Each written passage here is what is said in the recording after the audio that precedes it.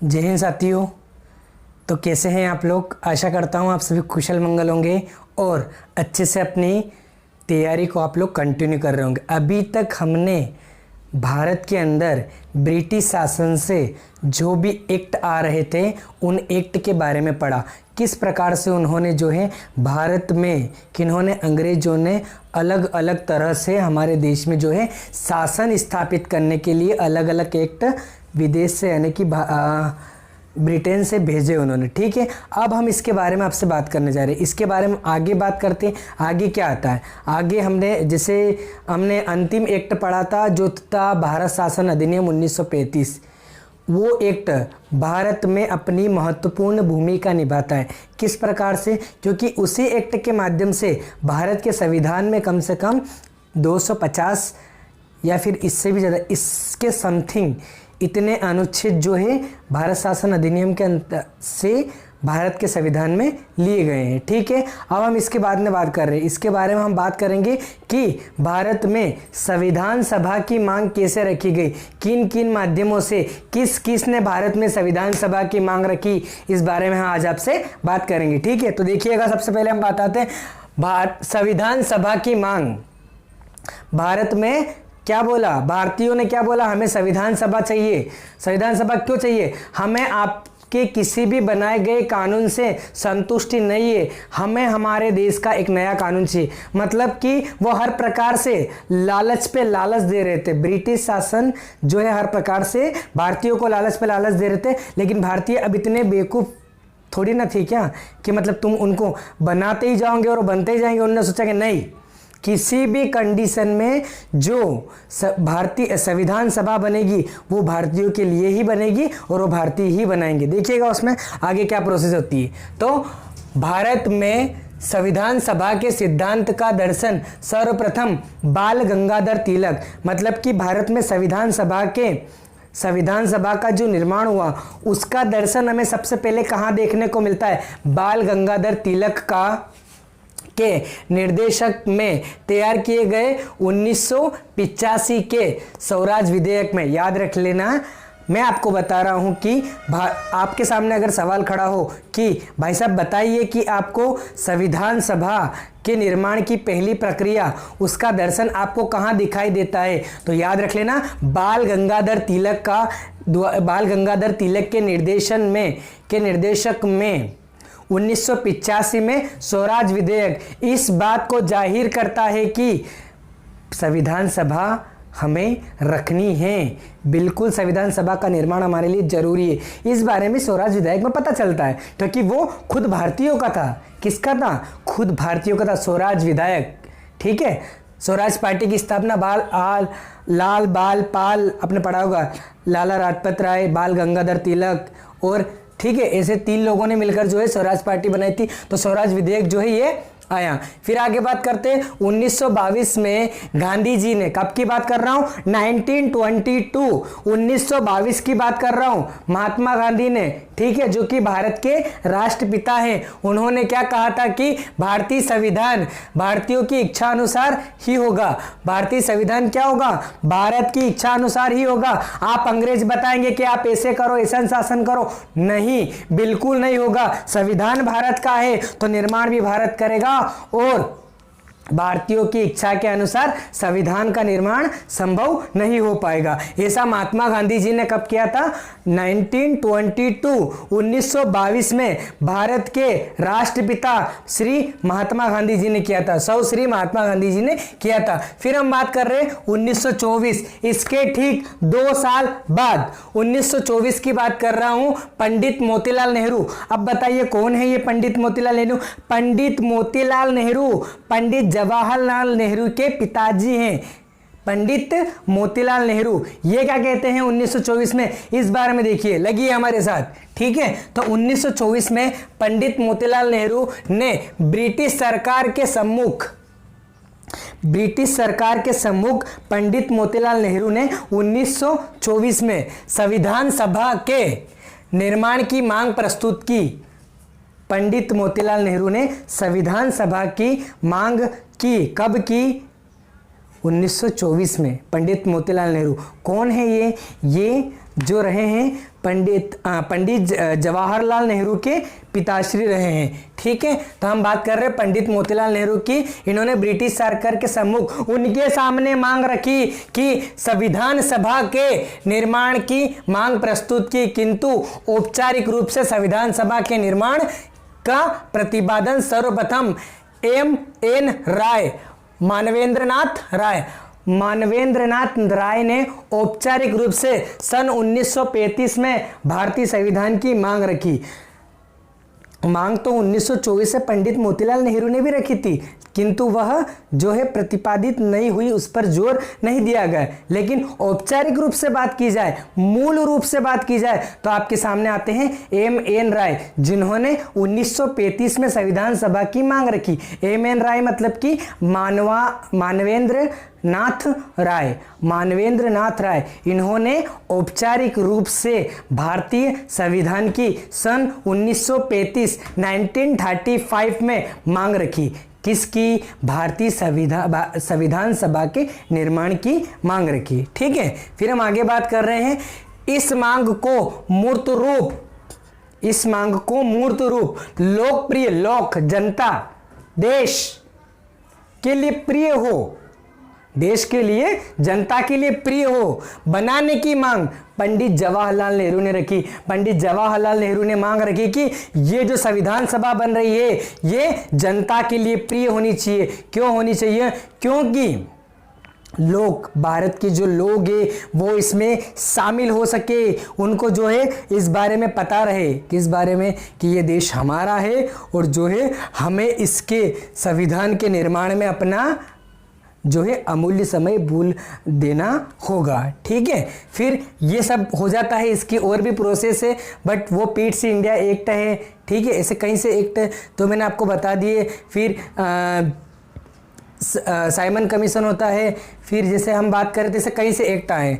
ठीक है, तो वो सब की तो बात हो गई। अब हम बात कर रहे हैं संविधान सभा का गठन। ये तो ठीक है, संविधान सभा की मांग कब किसने रखी?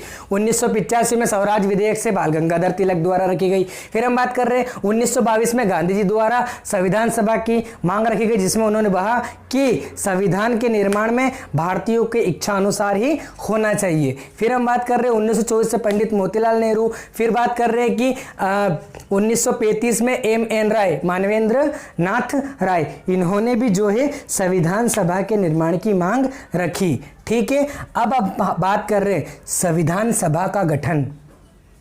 संविधान सभा का गठन कैसे होता है इस बारे में जानेंगे। ठीक है, तो कैबिनेट मिशन 1946 योजना द्वारा सुझाए गए प्रस्तावों के तहत, किसके तहत? कैबिनेट मिशन 1946 योजना द्वारा सुझाए गए प्रस्तावों के तहत 24 नवंबर 1946 को संविधान सभा का गठन हुआ। किसका गठन हुआ? संविधान सभा का। ये है आपके लिए इंपॉर्टेंट, क्या? Very important. 2 स्टार लगा लीजिए, बिल्कुल बता रहा हूं मैं आपको, 2 स्टार लगा लीजिए। संविधान सभा का गठन कब हुआ? 24 नवंबर 1946। 24 नवंबर 1946 कैबिनेट मिशन 1946 योजना द्वारा सुझाए गए प्रस्तावों के तहत 24 नवंबर 1946 को संविधान सभा की जो है गठन किया गया। संविधान सभा का गठन किया गया, एग्जाम में आता है। अब आप सोच रहे होंगे सर कैसा हो सकता है ये? हो सकता है मेरे भाई, देश की आज़ादी के पहले ही संविधान का निर्माण प्रारंभ हो गया था। ठीक है, देश की आज़ादी के पहले ही जो है संविधान का निर्माण प्रारंभ हो गया था। जिस दिन हम 15 अगस्त यानी कि 14 अगस्त की अर्धरात्रि का विषय पढ़ते, वो उस दिन भारत और पाक का विभाजन हुआ था। अखंड भारत का एक हिस्सा पूर्व में चला गया था और एक हिस्सा पश्चिम में चला गया था, उत्तर पश्चिम में, और एक पूर्व में चला गया था। ठीक है, जिसको आप बांग्लादेश के नाम से देखते हैं ना, वो भी कभी पाकिस्तान था। ठीक है, पाकिस्तान था, जो कि बाद में बांग्लादेश कहलाया। उसकी भी अपनी कहानी है, वो मैं आपको बाद में बताऊंगा, ठीक है। तो योजना के सुझाव से 24 नवंबर 1946 को संविधान सभा का गठन हुआ। संविधान सभा का गठन कौन से एक्ट के अंतर्गत हुआ? कैबिनेट एक्ट, कैबिनेट मिशन 1946 के अंतर्गत 24 नवंबर 1946 को संविधान सभा का गठन हुआ। फिर हम आगे बात करते हैं, जुलाई 1946 में कैबिनेट मिशन योजना के अनुसार संविधान सभा के लिए चुनाव हुए। संविधान सभा के लिए चुनाव कब हुए? गठन तो हो गया, गठन तो हो गया, चुनाव कब हुए? चुनाव जुलाई 1946 में हुए, ठीक है। फिर हम आगे बात कर रहे हैं कि संविधान सभा के सदस्यों का चुनाव प्रत्यक्ष रूप से प्रांतीय विधानसभा के सदस्य द्वारा किया गया। किसके द्वारा किया गया? प्रांतीय विधानसभा, ये यहाँ पर विधानसभा है, प्रांतीय विधानसभा।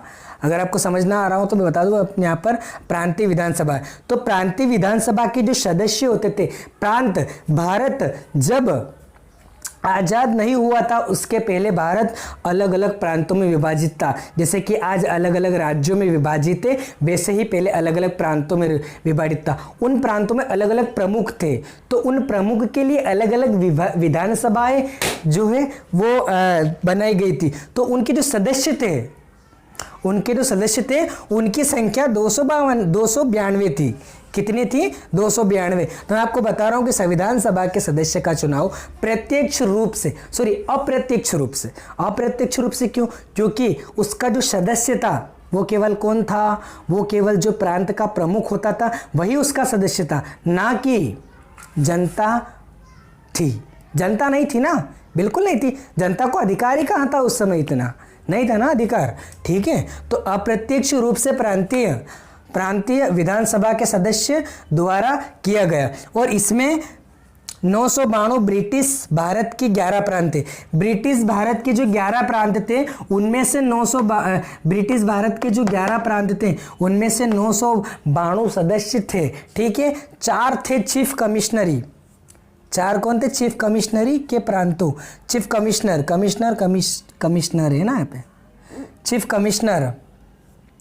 कमिश्नर के प्रांतों के कहाँ? दिल्ली, अजमेर, मारवाड़, राजस्थान, मारवाड़ कुर्म, फिर तथा ब्रिटिश बलूचिस्तान से एवं 93 प्रतिनिधि, 93 प्रतिनिधि कहाँ से आए थे? देसी रियासतों से चुने गए थे। कहाँ से चुने गए थे? 93 प्रतिनिधि देसी रियासतों से चुने गए थे। 93 प्रतिनिधि, 93 प्रतिनिधि जो थे वह देसी रियासतों से चुने गए थे। फिर हम आगे बात करें तो 292 जो थे वह ब्रिटिश भारत के 11 प्रांतों से, 4 कमिश्नर दिल्ली, अजमेर, मारवाड़ कुर्म और ब्रिटिश बलूचिस्तान से चुने गए थे, ठीक है। तो इस प्रकार से जो है लोगों को इकट्ठा किया गया था भारत के संविधान में अपना मूल स्थान रखने के लिए। ये तो इकट्ठा हो गए, देखिए आगे क्या होता है।